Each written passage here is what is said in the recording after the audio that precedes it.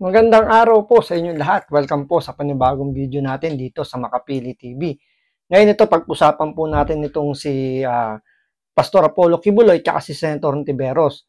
Kasi itong si Senator Ontiveros, pinapasubpina na itong si Pastor Apollo Kibuloy kapag hindi pa raw dumalo sa Senate hearing itong si Kibuloy. Kasi ilang beses na lang pinadadalo sa hearing para may mga, siyempre, matanong, liwanagin yung mga bagay-bagay. Pero yun nga, hindi pa rin umaaten si Pastor Apollo Kibuloy. Ngayon, itong ginawa na ngayon ni Senator Ontiveros, i-issue niya na daw ng subpoena para mapuwersa si Kibuloy na dumalo at kung hindi pa rin dadalo raw, ipapa-aresto na raw para ikulong sa Senate. Hindi po sa hindi po sa kulungan po ipakukulong, doon lang po sa Senado kasi meron naman silang kulungan daw. Pero hindi naman talaga totaling kulungan. Ano lang naman yun, parang kwarto lang na bantay sarado. Pero yun nga, still, yun pa rin yung term nila, ipakukulong daw nila si Kibuloy kapag hindi daw ito dumalo sa susunod na Senate hearing. So, panoorin po natin tong video ni Banat Bay. Eto na nga, pinapasumpina na ni Ontiveros. Etong si, alam mo, sa totoo lang, tuloy nyo na yan. Ituloy nyo na. Matapos na yung usapan na yan. Hindi ako lang ha, sa totoo lang ha, kung ako sa iyo, Kibuloy, para mas maganda, magpa-aresto ka. Oh! Labo naman Banat tayo. Hindi, alam mo maganda talaga. Kibuloy, since nakapag-speech ka naman di ba? O, tapos ayan na, di ba? Naglabas na ng subpoena. Ang kasunod na yan, aarestuhin ka na pag di ka sumipot, di ba? Bibigyan ka na ng warrant, o. Magpa-aresto ka, magpakulong ka sa Senado. Tingnan natin kung sino yung mga tunay mong kaibigan at tingnan natin at kung ano magiging reaksyon ng taong bayan. Di ba? At Unang-unang mga mga aasahan na pwedeng tumulong. Well, si Senator Robin Padilla nagsalita na, 'di ba, nung unang hearing ni Senator Ontiveros na sinasabi nga ni Senator Robin Padilla na never siyang kumbaga parang pinagtanggol niya si Pastor Apollo Kibuloy na kasi ang issue doon nung una sabi nanghihingi raw ng pera yung yung mga kaani ba niya, parang namamali mo sa kalsada. So, sinabi doon ni Senator Robin Padilla na never siyang hiningaan ni Kibuloy ng any amount during kahit nung tumakbo siya sa pagiging senador. So, hindi raw nanghingi sa kanya si Apollo Kibuloy. So, parang pinasisinungalingan yun ni Senator Robin Padilla. So, aside doon kay Senator Robin Padilla, so may siyempre, may mga kadikit pa rin naman tong mga sumuporta. O sinuportahan nito ni Kibuloy na mga politiko. So doon natin malalaman, sabi ni Banat Bay, kung sino-sino yung mga talagang sabihin natin mga kaibigan nito ni Kibuloy na magtatanggol sa kanya sa hearing na yan. So yun dapat nating abangan kasi talagang dito masusubok yung talagang kung naniniwala sila kay Kibuloy or yung kumbaga yung magiging yung pagiging magkakaibigan nila. Diyan masusubok ngayon yan kung mapapa-aresto itong si Kibuloy. ayaw mo niya magiging bayani ka? Oo, walang biro. Pagka kinulong ka, bayani ka niya. Lalo nilang kasi tandaan ninyo, pagka lalo ninyong ginaganyan yung tao, lalo makakakuha ng simpatsya yan, ha? Kahit hindi naniniwalang appointed son of God siya, makukuha niya simpatsya ng taong bayan. Kaya true yan. Kung atin si Kibuloy at makikita talagang inaapi siya ng todo, alam niyo naman, tayong mga Pilipino or mostly mga Pilipino, ganyan yung gusto yung parang tipong inaapi. Alam mo, di ba, sa mga pelikula, di ba? Ngayon yung mga inaapi. Tapos pagdating sa dulo, sila yung bumabangon para kalabanin o yung typical na pelikulang Pilipino, di ba? Nagpapabugbog lang. Yan yung gustong-gusto ng mga kababayan natin. So, yung punto rito ni Banat Bay, na ipakita lang ni Kibuloy, umaten siya sa Senate hearing, nasa kanya naman niya kung sasagutin niya lahat ng tanong. So, doon makikita kung talagang sumosobra na yung si Hontiveros, makikita ng taong bayan niya kasi naka-live naman or naka-media naman yung hearing na yan. So, makakakuha ng simpatya si Apollo Kibuloy, hindi lang sa kanyang mga kaanib, sa kanyang mga taga-suporta. So, sa ibang, sa ibang tao rin na makakapanood, makikita na makakuha siya ng simpatya, malaking bagay yun para makita ko nung klaseng, kumbaga parang paano ina-abuse ng Senado yung kanilang kapangyarihan. Tuloy ko natin. Nakuha ko sa'yo, Kibuloy, sa totoo lang, magpa-aresto ka. Anyway, ang gagaling naman ng mga abogado mo, tumakbo sa korte. Pag takbo sa korte, palalayain ka naman ng korte. Yun naman talaga. Kaya nga tinan mo nangyari kay Ka Eric at saka may pa-hunger strike pa sila. Oh, di ba? Oh, sa tingin niyo it's not a calculated Totoo naman kasi, hindi naman korte ang Senado. So, meron tayong korte na magsasabi kung guilty or not guilty. Sila rin na magsasabi kung dapat ka ikulong o hindi. So, mangyayari lang dyan sa Senado, pansamantala ka lang na ma-detain dyan. Pero hindi naman totoong kulungan yung paglalagyan mo. Sabi nga dati dyan ni Robin Padilla, hindi naman kulungan yung para ka pa rin naman nasa hotel. Kasi kumpleto pa rin naman ang gamit dyan. Pwede ka pa rin, ibang-iba siya sa pagiging kulungan. So, sabi nga ni Banet Bay, magagaling naman yung abogado mo, kayang-kaya kang ilabas diyan.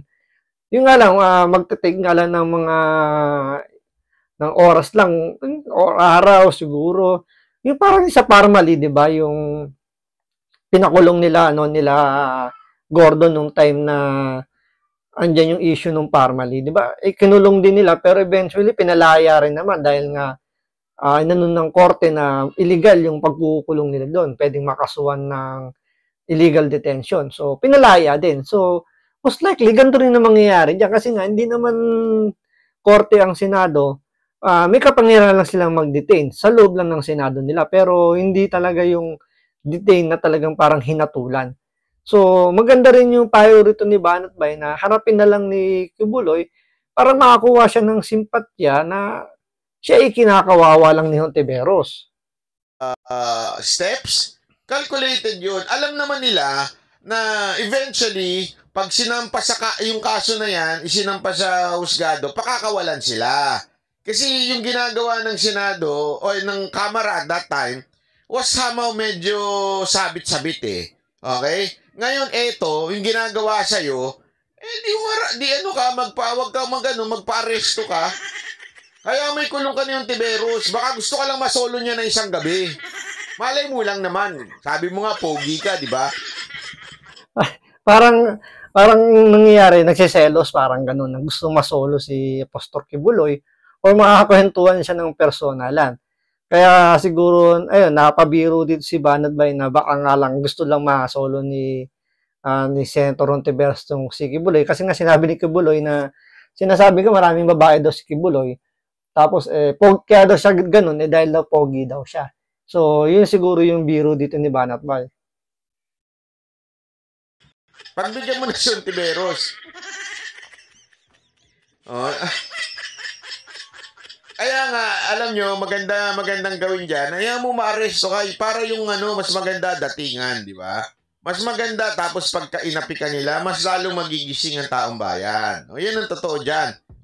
Sigurado ako, magwawala kasi, isipin mo, arestuin ka, di ba? Tapos ilan ba yung membro mo? 3 million, utusan lang yun. Pumunta kayo sa Senado, tingnan mo. Tama, maganda yung punto ni Banat Bay.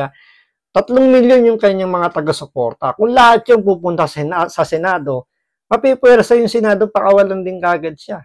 Bigay mo 3 milyon na susugod doon para mag-alay ng suporta. Mag-vigil doon, mag-rally doon.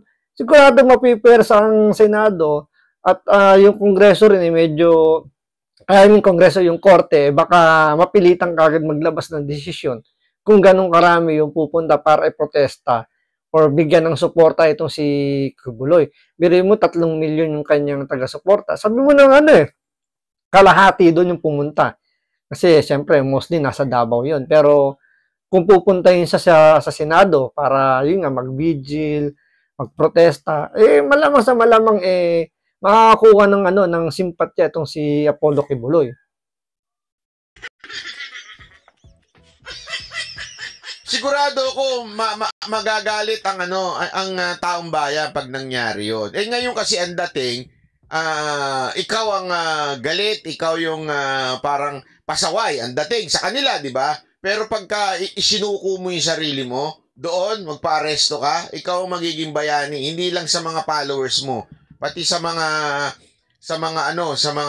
taong bayan.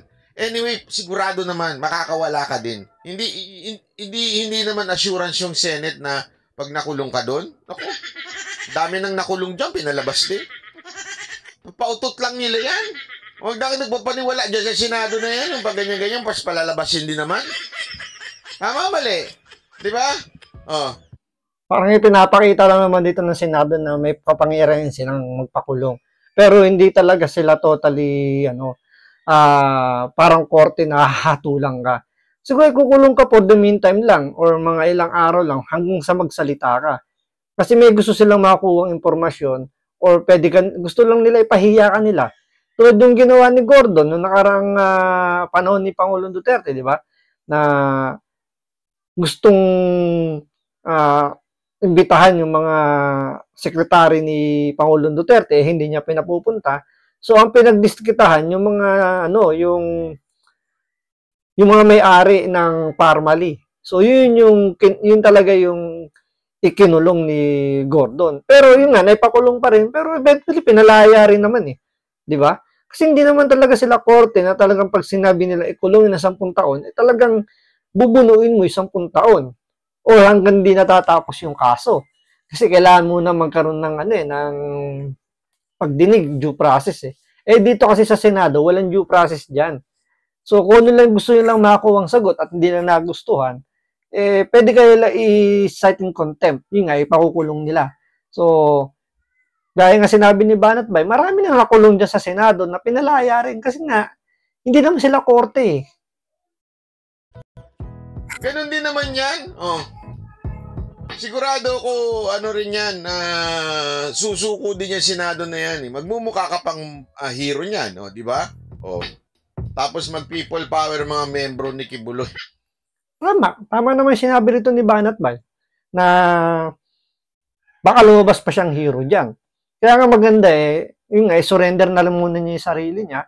Total kung nasa loob naman siya ng Senado, naman siya ron na tawag dito. Safe na safe siya. Dahil wala namang iba makakapasok dyan, pwedeng i-surrender yung sarili niya. So, hanggang dyan lang muna. So, maraming salamat po. Ingat po kayo lagi.